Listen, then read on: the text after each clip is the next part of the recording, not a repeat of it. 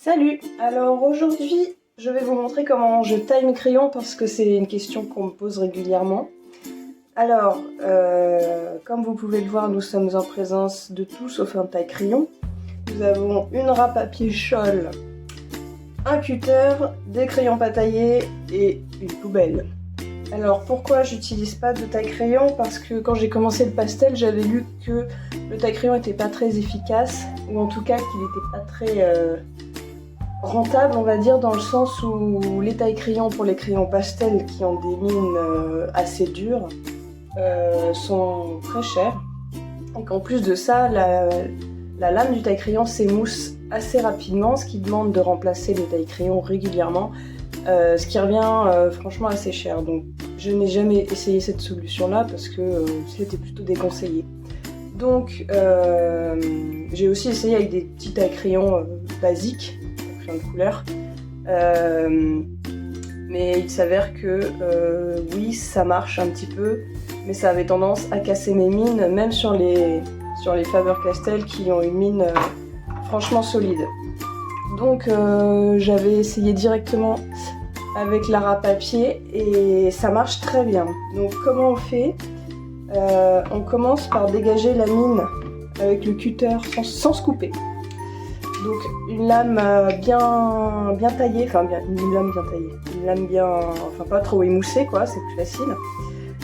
Et je viens donc dégager la mine en enlevant le bois tout autour.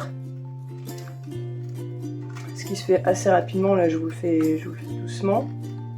Donc l'idée c'est d'enlever le bois, mais de ne pas tailler dans la mine pour pas perdre du pigment.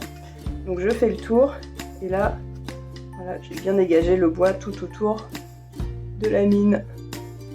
Et maintenant, j'ai plus qu'à venir la tailler en faisant tourner mon crayon sur la lame pendant que la râpe tourne.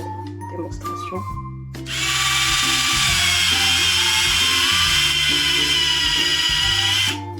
Donc surtout, bien faire ça au-dessus d'une poubelle, sinon vous allez en mettre partout sur votre plan de travail et ça c'est pas top. Donc au-dessus d'une poubelle.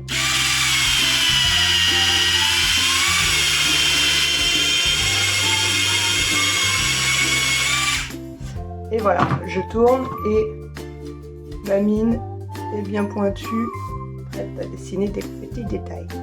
Donc ça c'est les Faber-Castell. Avec cette technique, j'ai quasiment jamais cassé une mine. Ça marche super bien. Après ça dépend des crayons.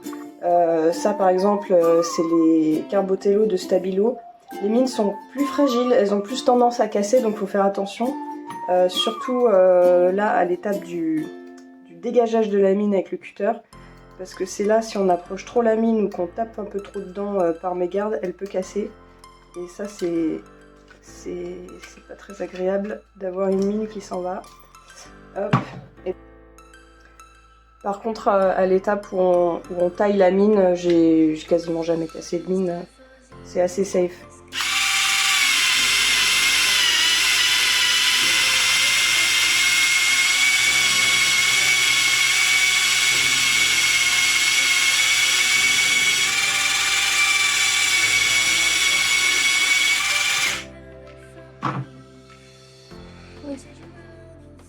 C'est taillé. L'idée c'est de la tailler le moins longtemps possible, mais le plus efficacement, pour perdre le moins de mine possible, hein, parce que ce qu'on veut c'est que notre crayon il dure longtemps. Donc voilà, moi c'est ma méthode pour tailler mes crayons et ça marche super bien. En plus la râpe je l'ai achetée quand j'ai commencé le pastel il y a 4 ans. Donc là vous voyez elle est franchement pas propre, je la nettoie. Par contre je l'ai jamais changée, c'est celle du début, je sais plus trop combien ça coûte. Bon c'est un petit investissement mais ça coûte toujours moins cher qu'un taille-crayon spécial pastel. Et surtout on peut changer la râpe. Oui, il suffit de la retirer comme ça.